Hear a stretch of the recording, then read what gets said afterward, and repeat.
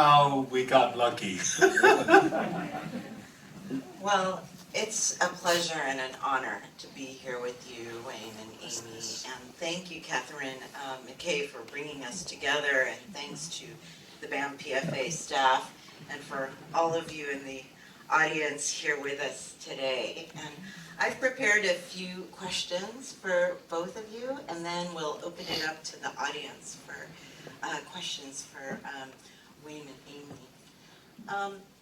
So it's 2022, and this year marks the 29th anniversary of the film, the Joy Luck Club.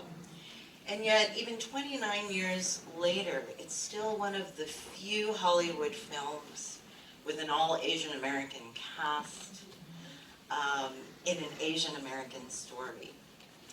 And I'd love to hear from you, what was the greatest challenge in making this Hollywood film from your perspectives as the director, as the novelist, and co-screenwriter? Maybe, Wayne, we could start with you. Or, sure, okay, or Amy. Actually, for the longest time, thought this will never happen.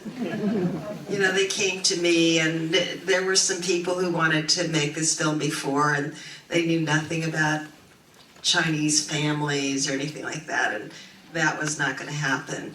And when I was told that Wayne wanted to be involved, I thought, well, great, I'd seen his films, and I thought, he could do this would not be embarrassing, you know, maybe, but no one's ever going to buy it, no one's ever going to give us the money.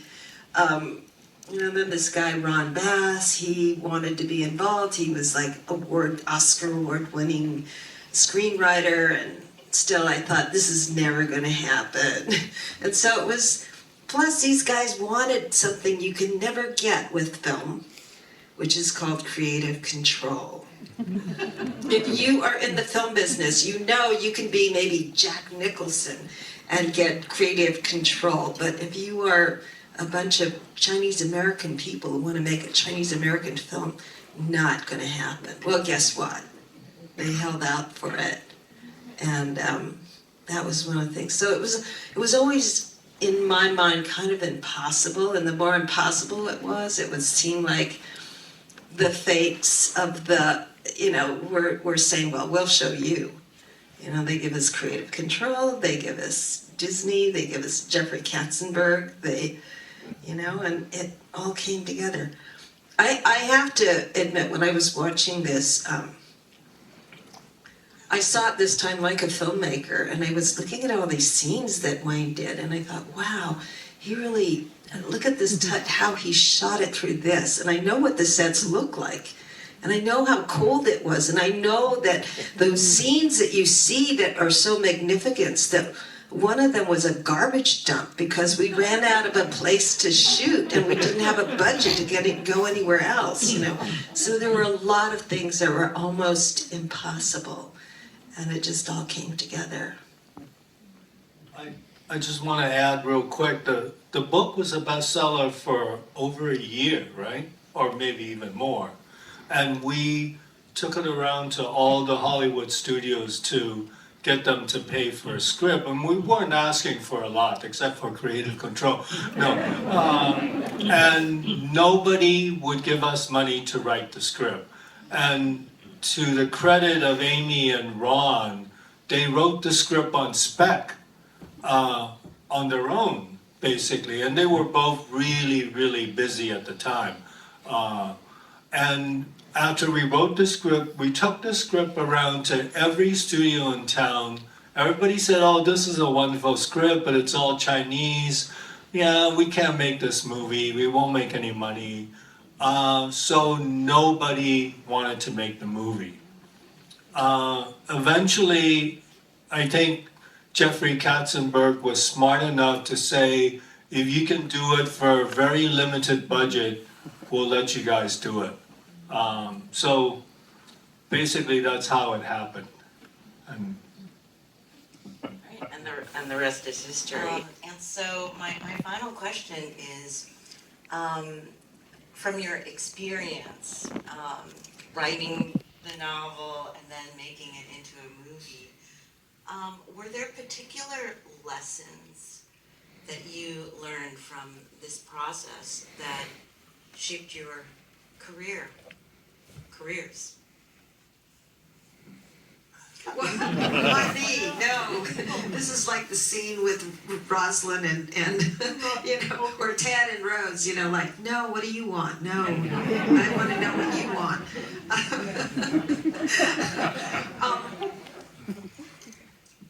You don't want to hear what I learned about the making of the film.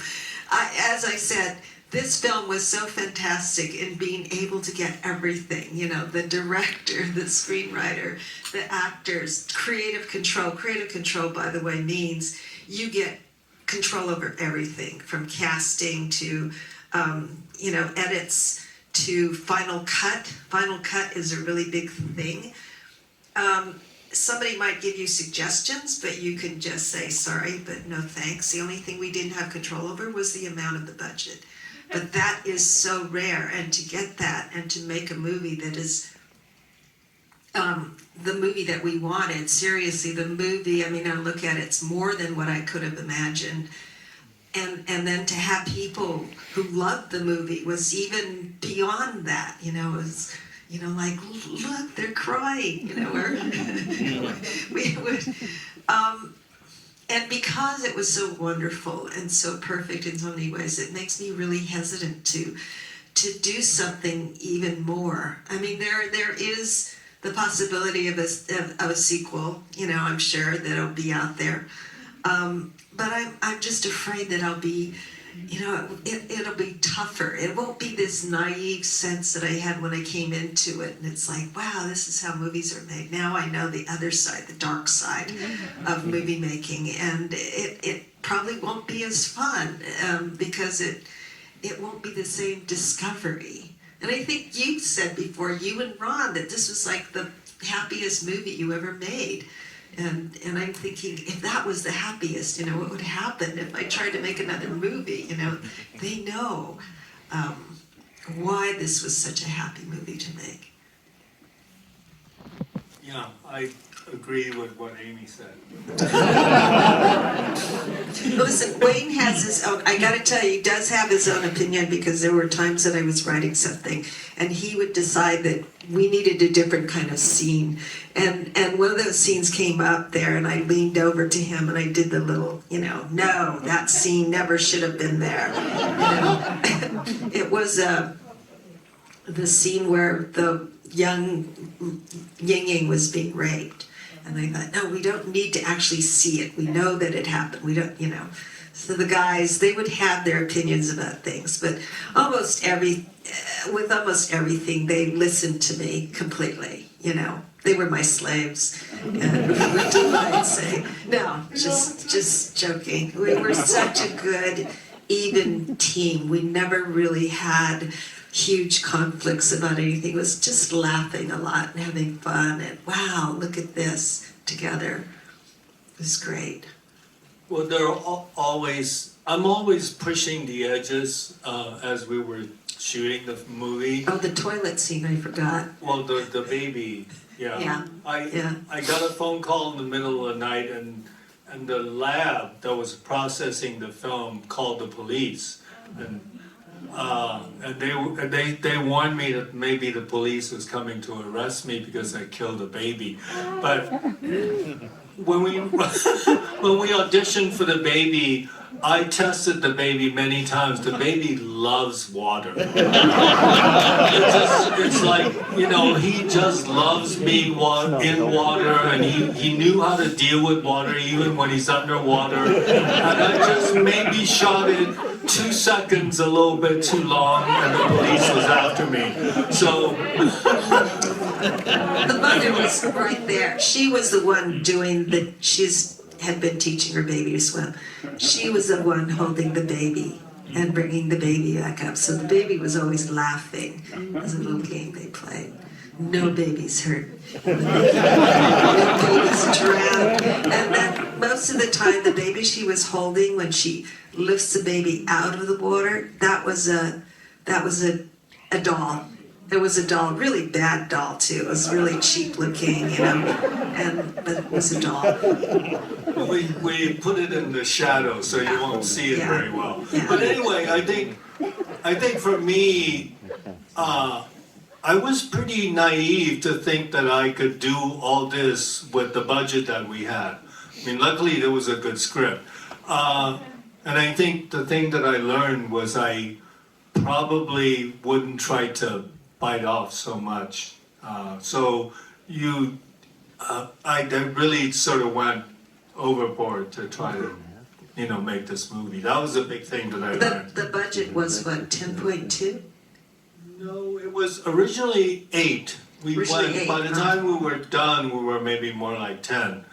Before we went to China, like I said, we were over budget, and Disney sent the insurance company guys with us to China. I mean, And it was raining the whole time. Yes. And we were losing days filming.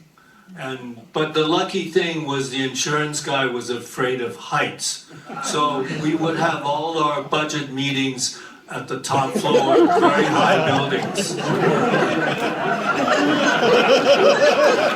That's how we survived it.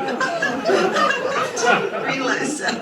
But if you don't know, I mean, basically the studio system is pretty much based on insurance and lawyers. So if you don't deal with those two things, you're dead. And this day and age is probably even worse. Yeah, I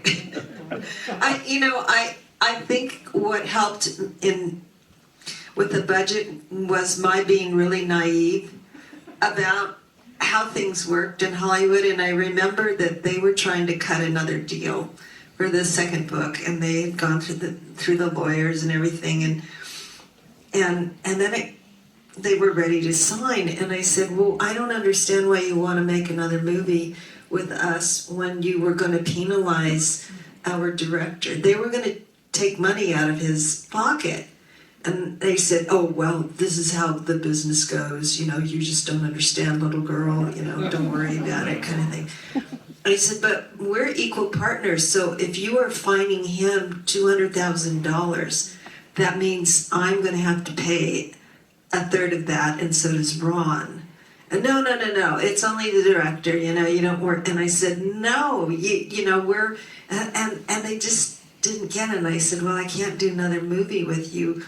It's like we built you a house that you love, and now you want to, ding us for it, and then now you want us to make another house. Why would we do that? And in the end, they erased the penalty that they assigned to to Wayne. But that was because I was so naive. I didn't know that you were supposed to pay that because you tried to do too much in the film. But the one quick thing, the reality of the whole thing was the film tested really well. They knew they had hits on their hands. When they did the poster for the movie, you could not tell that this was a Chinese movie. They hid everybody's faces, basically. Remember that? Right, yeah. So that's a really telling sign of what how the studios think about making ethnic minority movies, or movies that they don't think it's going to make a lot of money. Anyway. Yeah. Well, it's been such a pleasure.